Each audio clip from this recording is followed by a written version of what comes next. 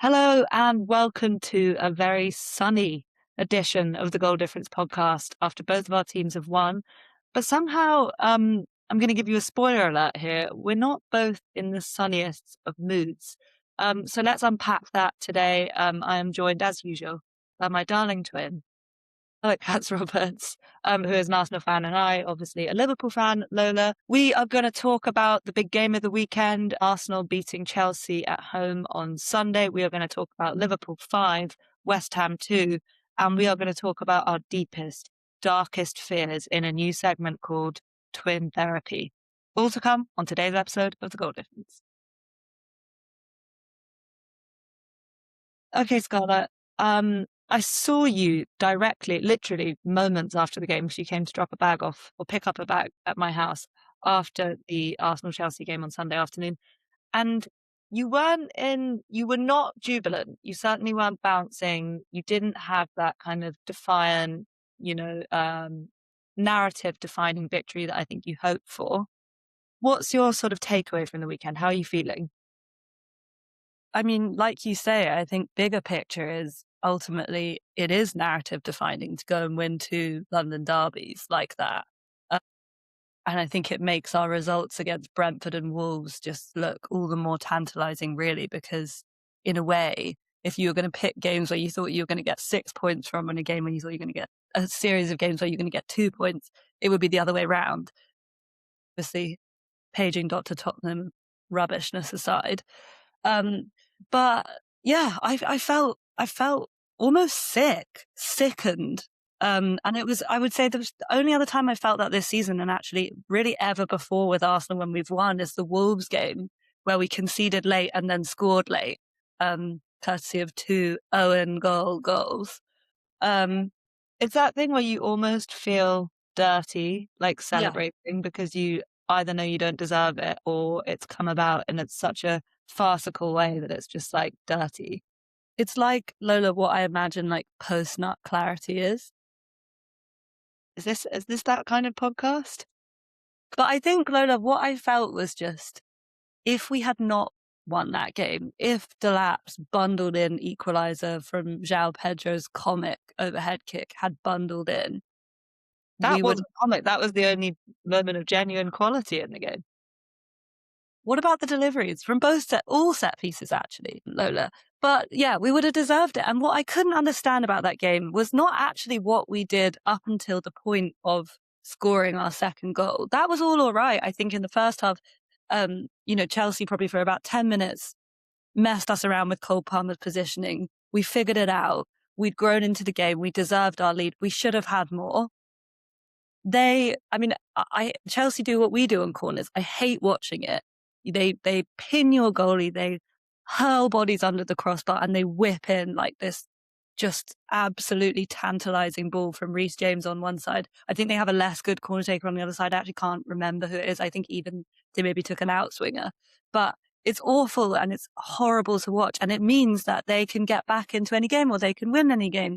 Obviously, the defending of set pieces leaves something to be desired, but then so does ours. And I think ultimately we're going to have a conversation about whether it's actually possible or whether it's weighted against defenders, the current sort of legislation around corners and grappling, etc. So I didn't have a problem with how we were up until Pedro Neto hacks down Martinelli.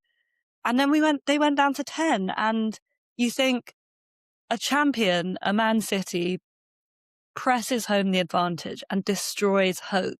And I think what Arsenal have never done this season, ever, is eliminate hope from their chasers and from the opposition, whether that's through sort of consistently existing in a perpetually narrow game state or not pressing home the advantage in the league when we've had the wind in our sails. So ultimately we came through, but I think the way we sunk back with 11 men and defended the edge of our box and could not put a foot on the ball, with the caveat that Chelsea are clearly very practiced at playing with 10 men, that was the most worrying thing about the game for me. And that's why I didn't feel good. Yeah, I think, look, let's not linger for too long on the weekend because we've just got so much to get through on the agenda. But I think, is it fair to say that that, at a moment when Arsenal are seeking answers, there's 9 games to go. You're seeking answers. You're seeking, like I said, a narrative defining performance. Would you say that that performance created more questions than answers? Yeah, to be honest, Lola, I think I've wanted Arsenal to show me that they are the team that I think they are.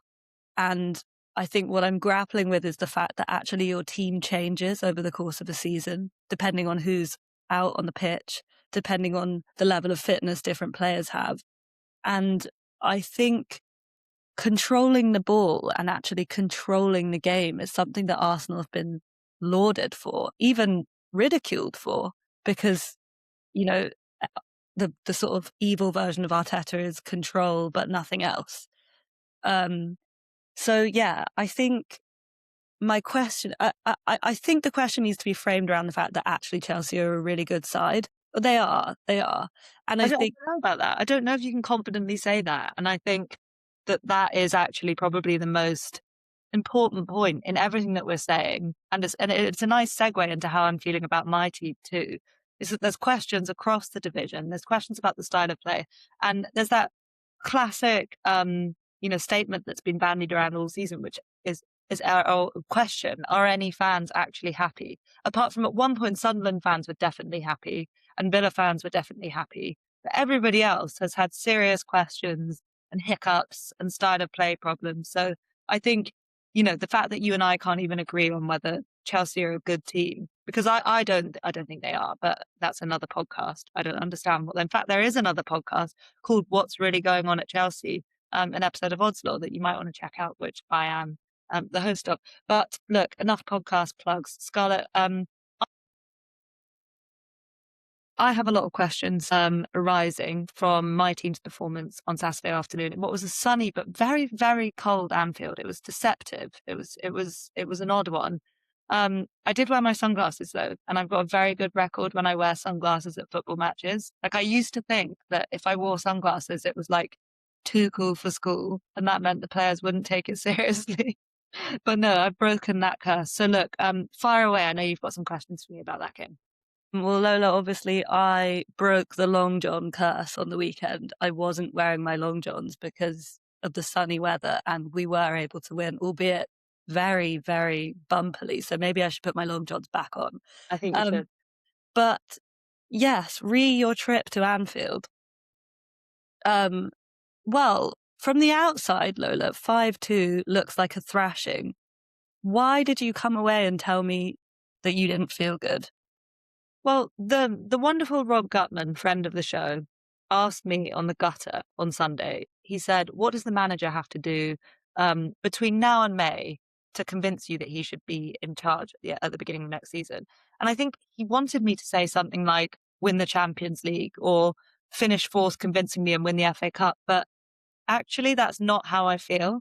How I feel as a fan is I just want to see a plan that I can get on board with, a style of play that makes sense with the players that we've signed and the players that we still have, and that can be a template for us moving forward. And it doesn't have to be perfect. Like, I've accepted begrudgingly that this is a transition season, even though it didn't seem like that after the summer spend. And I just want to see. I probably sound a bit like a Tottenham or a West Ham fan here, but I want to see a style of football that I identify with. And I do understand why the manager made the changes that he did when we were hemorrhaging goals in the winter, and he had to be more conservative and try and kind of win games in moments. I do understand all those caveats, but it's March now. I mean, it was still February on Saturday, but late February, I understand issues around injuries, availability, all of these things. Even Ramadan, having lots of fasting players probably affects your ability to progress as a team. But I just wanted to see an identity from Liverpool. Like, we played so poorly against Nottingham Forest, and we were so lucky to get the win. With all the credit given, by the way, for the fact that they went up the other end after having had the goal disallowed and get the other goal.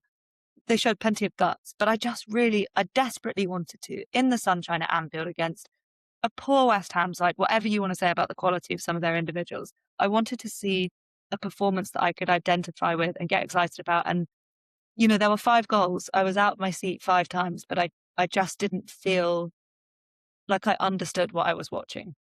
I'll say two things to that, Lola. One is I admire your persistence, because when I saw that the McAllister late goal had been disallowed, I thought, God, if that had happened to Arsenal, the sort of Armageddon on social media and the fact that we probably wouldn't have gone on to score another goal. I just was I couldn't believe how awful I thought that would be. And then you went and got that goal, and actually it was McAllister again. So I think Liverpool do have and demonstrated a kind of persistence, almost arrogant gene of like, no, we won't let this define us. And I wonder if in part that does come from having been champions recently. Not a style of play though. That's No, not no, something the manager is doing actively. no, but it's I think Liverpool showed it at the Emirates. Like, they have not necessarily been characterized by defensive solidity this season. And you came, and actually what you did to Arsenal, no one else has really managed to do in the same way, which is just say, look, we're not going to let you have corners. We're not going to let you play in a way that means that you dominate territory and therefore get lots of corners. You willfully denied that because you said, you're not going to find the margins where you need to. And I suppose that doesn't speak to a style of play necessarily, but it speaks to a team that I think probably can be very impressive. But I know you know that. And then against West Ham, I would also say, I think it's like maybe the worst time to play them. Tottenham are in free fall. Hooray. And we're doing the twin therapy bit early. And I just think it's awkward. They made it so awkward for Man United at the London Stadium. And Man United have a week's rest in between every game and are absolutely flying. So I just think contextually, even if maybe this isn't so much about what you saw from Liverpool specifically, I think there's factors that we don't see tactically, that like maybe West Ham are like super energized or something. They're not playing a lot of football at the moment. That makes it hard to play against them at the moment.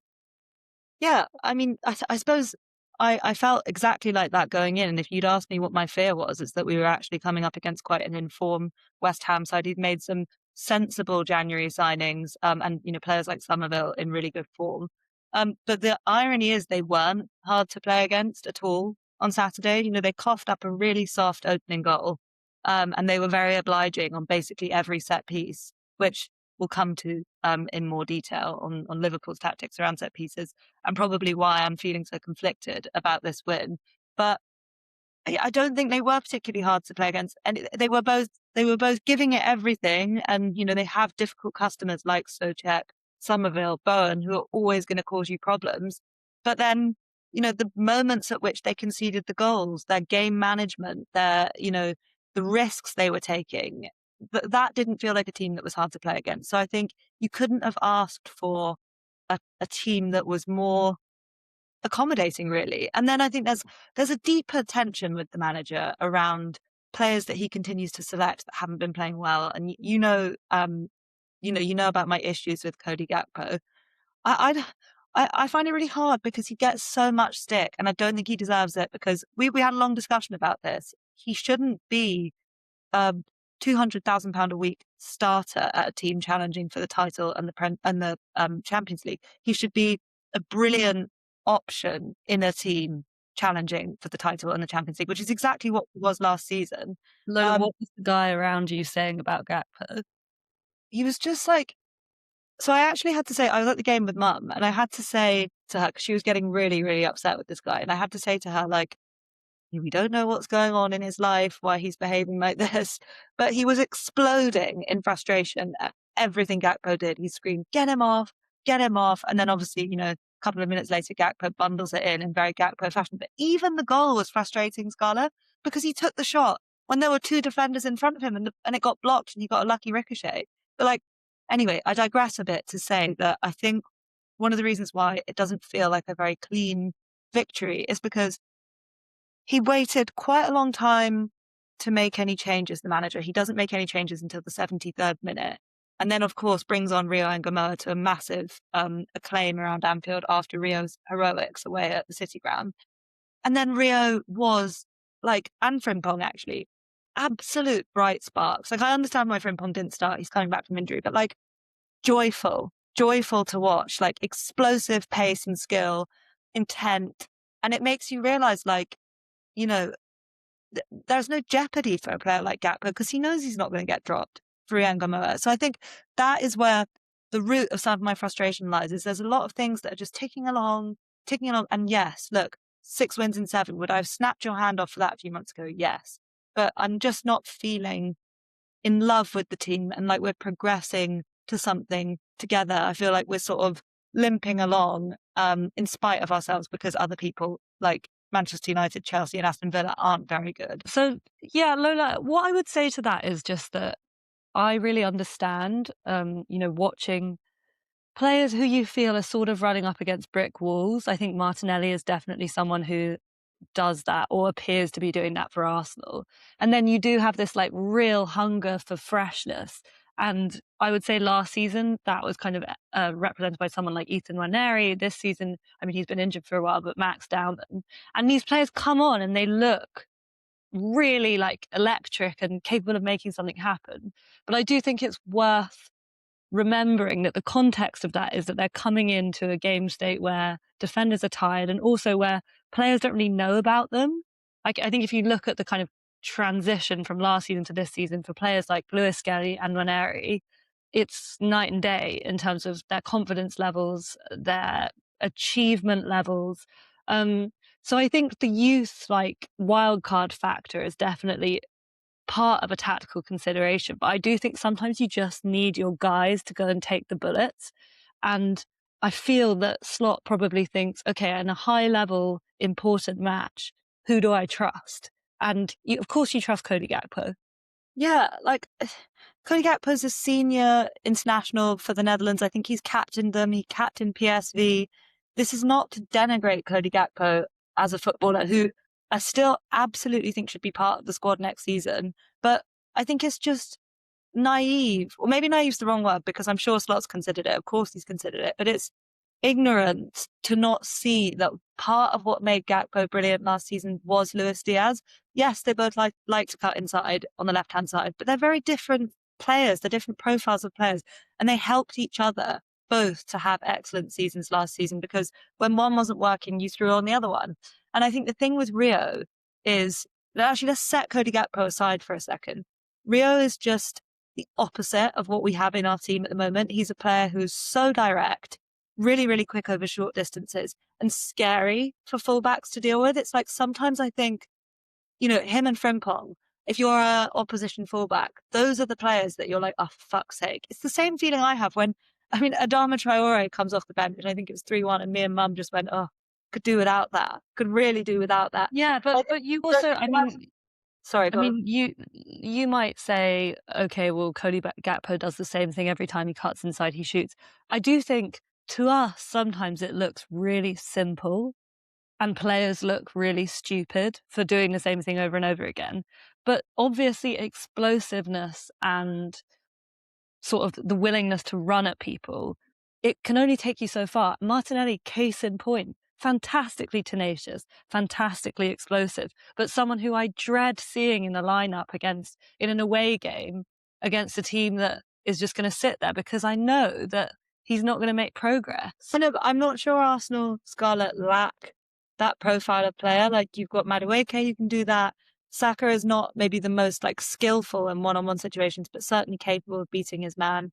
Likewise, Eza, like there's Jesus is really skillful at dribbling. Like there's plenty of players that can draw players to the ball and open up space for other people. I think it's just the specific thing of realizing, okay, Liverpool are fundamentally lacking in this area. And again, this isn't about oversimplifying football or, not having respect for the brilliant things that professional footballers do. It's just like Cody Gakpo needs help. I think Rio Ngumoha, in a weird way, helps Cody Gakpo. But also, I just think, I'll ask you, Scarlett, put yourself in the shoes of being Aaron Wan-Bissaka, really, really good one-on-one defender. Who would you rather play against right now?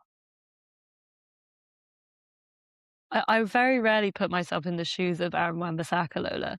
But when you do, I'm thinking about the fact that people call him the spider. So, like, do I have to put 8 shoes on?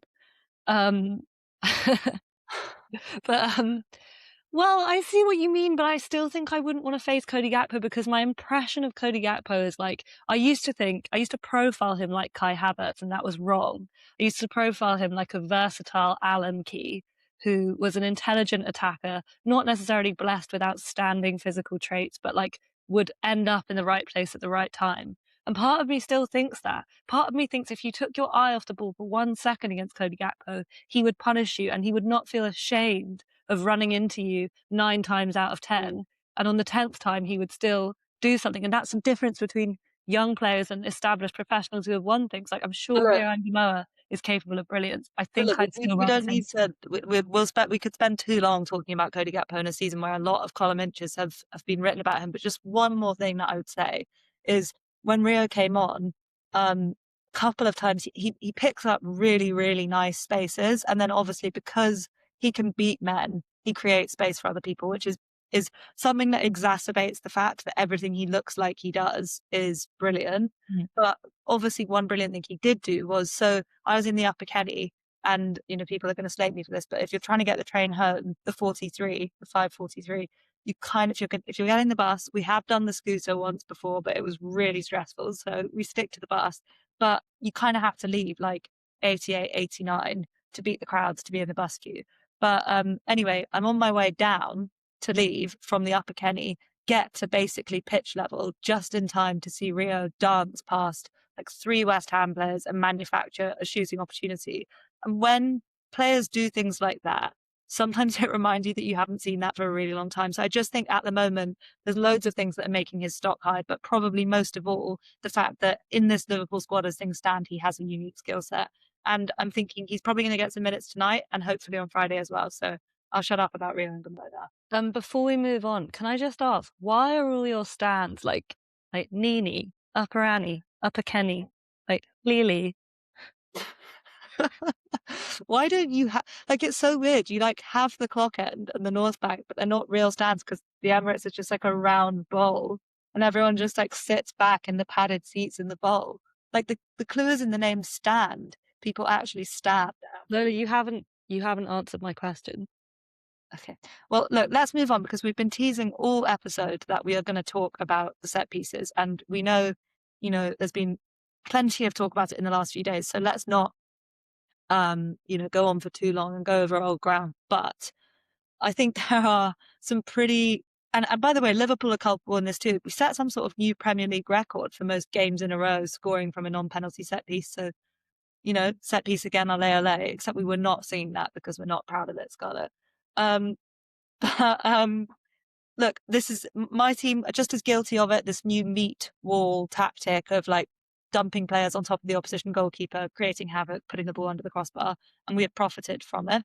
And But, Chelsea profited from it on the weekend, Lola. sorry. And Chelsea profited from it on the Yeah, weekend. but look, I'll just kick off by saying it doesn't really sit well with me.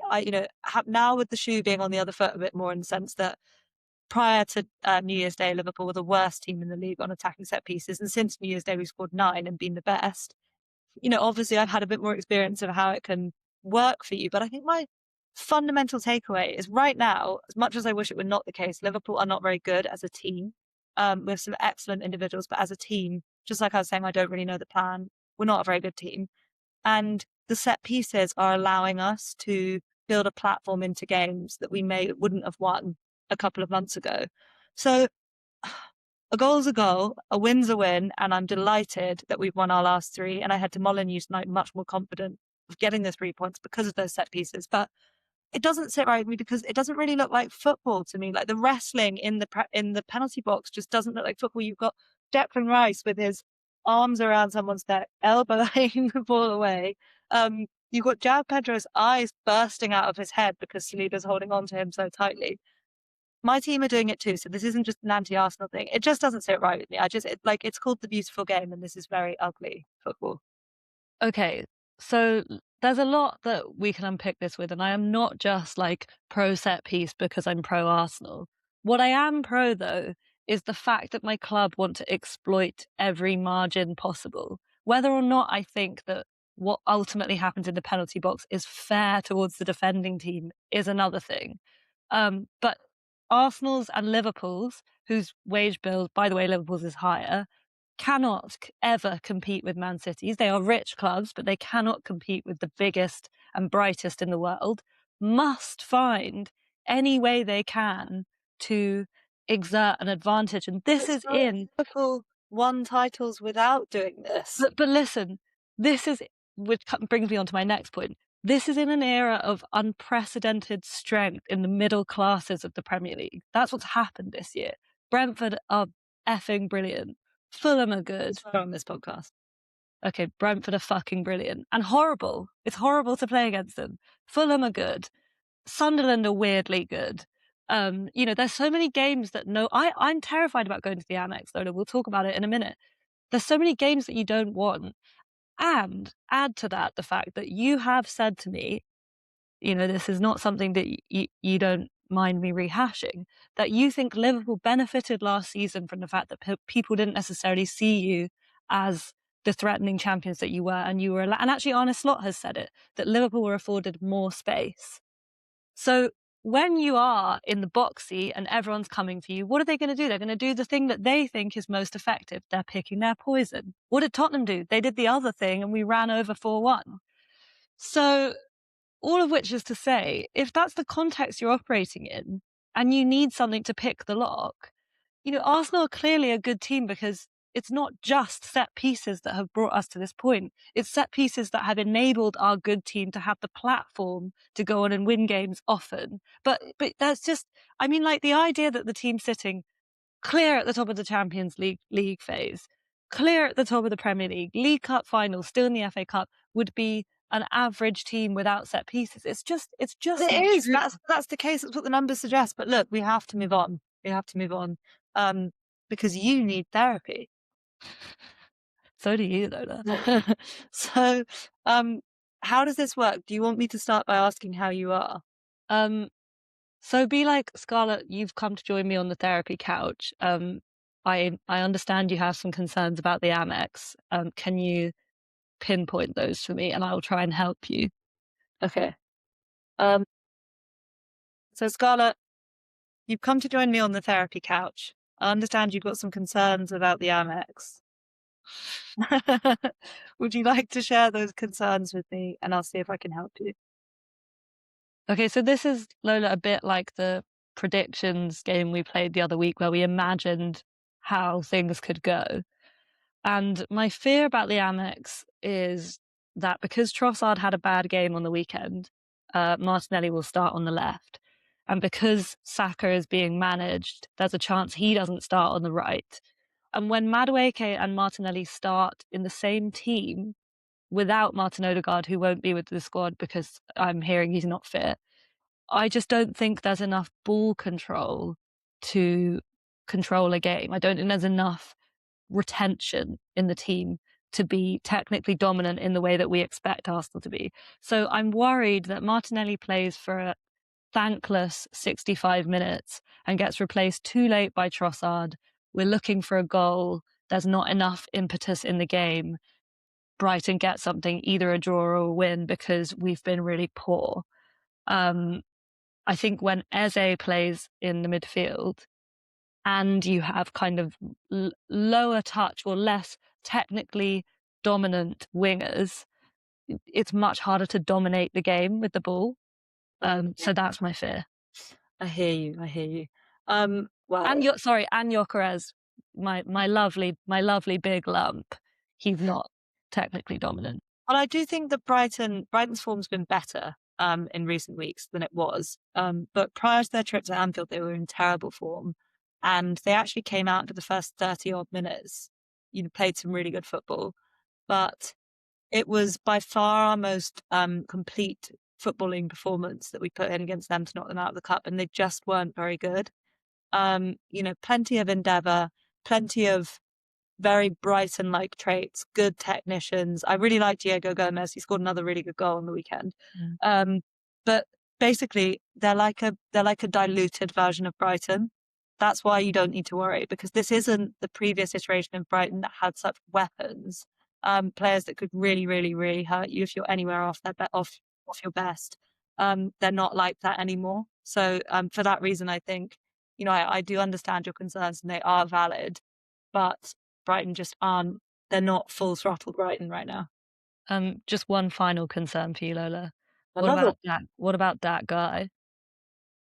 well, he is brilliant, and for some weird reason, they didn't bring him on in the FA Cup game. I don't know if they were saving him for Premier League. He's brilliant. He's always liable to do something really good. So I'm afraid I've got nothing to make you feel better about with him. Well, I will say Baleba used to worry me, the way he would just shrug players off the ball and dominate the midfield, but he's been really poor this season.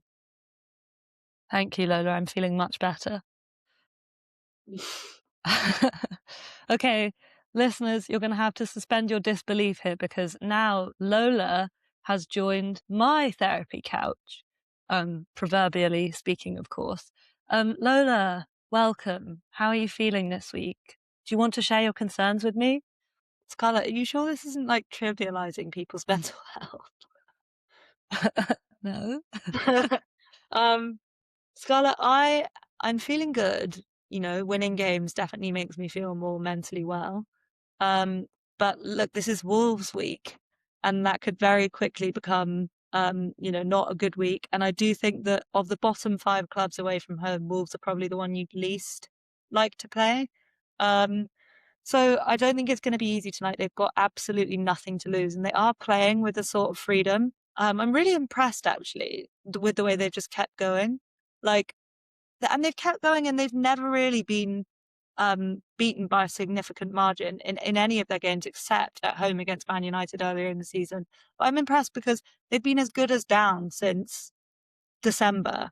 And they've just kept plugging away, and they have one or two really good players. That Mateus Mane is a really, really good player. And I've always thought their midfield engine room with the two Brazilians in it, Joao Gomez and Andre Trindade, once linked with Liverpool, of course, who I watched the entire Copa Libertadores final to try and find out more about him. But yeah, I don't know. I don't have a great feeling. It's been a quick turnaround since Saturday. And you know what, Scarlett? I'm just nervous about being without Florian Wirtz. What I would say, Lola, is I understand your concerns because, you know, if anyone can sympathize with being on the wrong end of Wolves, like refusing to be beaten even though they're losing, it's me. What I would also say about that game is Arsenal entirely unpicked that match for themselves. All Wolves did was remain competitive. They continued to compete for balls. They continued to try. But when Arsenal had the throttle down, um, Wolves couldn't live with them. They should have been much better. In the first sort of half hour, Arsenal were absolutely dominant. So given that I think probably Liverpool are slightly better at fashioning chances or taking advantage of openings, I think there's a possibility that you go further ahead. And I do think, although Wolves are better than perhaps their points tally suggests, they are pretty useless. And yes, they'll be flying after the Villa game, so there's kind of more in their armory. They'd love to come for another big club, trying to have a big moment in the season. I do see your concerns, but I just think Liverpool is so much better than them. I think it's about you more than it's about Wolves, basically. I know, which is why I wish I was feeling better about our 5-2 win. But there you go. Look, that's been a hell of an episode. There's a Oh, lot there to unpack, no. Scarlett. We haven't got time for the truffles. Okay, sorry. But look, we're going to have to leave it there. I hope everyone's feeling suitably calm after a lovely therapy session. It's always good to talk when things are feeling a bit much. Um, that has been The Goal Difference. I've been your host, Lola Katz-Roberts, and thank you very much to Scarlet Katz-Roberts for stopping by. We will be back next week with more therapy. And Scarlett is talking about truffles, and I don't really know what she means. And Scarlett keeps talking about truffles. I don't really know what she means, but we will find out. Thanks for listening. Thank you.